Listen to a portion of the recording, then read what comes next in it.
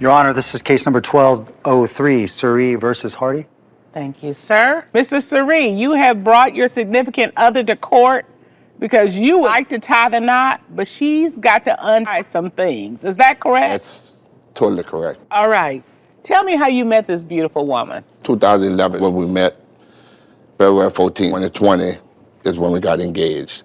Okay. So it's been a journey through the whole process. So I met her in the nightclub, and so I was single at the time. She wasn't single at the time, unfortunately. So the truth came out that she was married. So How long you all have been together? only about 6 months. And the first time you found out that she was married? Yeah, because I was kind of like avoiding it. I was like getting to know her. How did she get your attention in the club? I don't know. She just stood out. I mean, I don't go approach You had to everybody. ask that question? Well, okay. I mean, it's easy to see.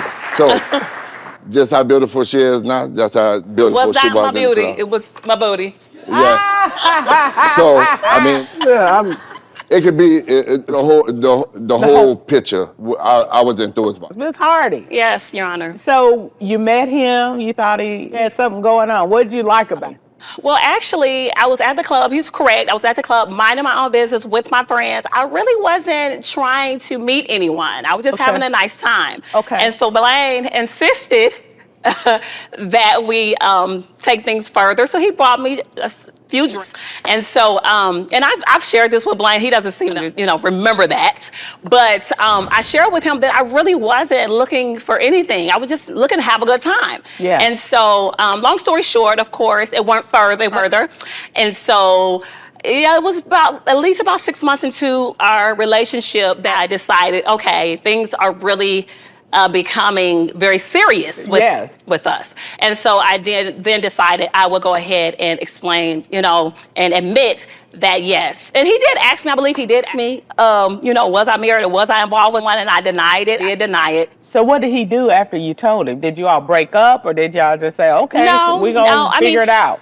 Well, I could tell he wanted to kind of just call things off, but he just didn't have the strength. About the booty.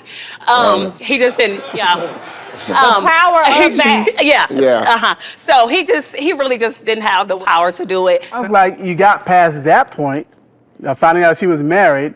You all continued to be a couple and things went along smoothly. Right. Until About 3 years later, then we had a pregnancy to confront. Okay. So we had, about 3 years of dating and going back and forth. And I kept saying to myself, I don't think I want to actually, I can't continue to play myself and do this. I got to find a way to get out of this. I can't be the second man or whatever. Started loving her and wanting to spend more and more time with her. So you said the second man, you had reason to believe that the child was not yours? Yes, for her husband. Because Okay. she was still married at the time. Did you have a paternity test? Did Yes. after my daughter was born. So And not that we needed to, by the way, because as you can see, Blaine is Creole. I am chocolate, And my daughter is African American. And so with us, my daughter is Precious color. So, and my ex-husband is pretty much my color. Oh, Yes. That's a nice Yeah. picture. yeah. Yes. And the man that I was married to is my son there, his color. So Yeah. we knew, Ray Charles knew that my daughter belonged to Blaine. So when Ray Charles saw her, he Yes, was he like, knew. "That's We your didn't need Yeah. a paternity test. So that was the fact. So we stood sitting in this decision that she said that it was majority, I was the majority, but you can have 1% chance, and that 1% chance come up. You can't just overlook it. And even after the baby was born, you're still trying to work it out with your husband, even though... No, at that point, things got really hectic at that point. Complicated. Yes. Okay. Yes, which led to me losing my business and going to prison. Okay. Going to prison? Yes. I went to prison, and and that was something from dealing with my business that me and my husband had at the time. Oh, Yeah.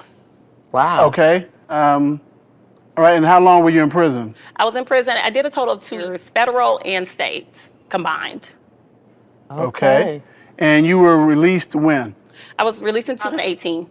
So did you wait for her to come out of Yes, I prison? did. Yes, we did. So I gave her a little grief once she left. No, a lot of grief. I did. Okay, and that was. I did. Yeah, and So- and that brings us here right now because it was a lot of grief that I endured, not only from being away from my children, from dealing with the fact that I was wrongly incarcerated. So once you got out in 2018, did he continue to give you grief, or did things get He better? did. He did. Okay. He continued to give me grief. And- And that was an opportunity for him to really show himself the man that he was trying to prove that he was to me. Okay. After all, I had just went through a divorce. I decided I was going to divorce my husband while I was in prison. And so now I'm in a headspace to where the next individual that I'm with is going to have to show up. And I mean show up big time. And it's going to have to let me know that you are here me, that you come hell or high water, you're standing firm with me, okay? No matter what. And did he do that? He did not.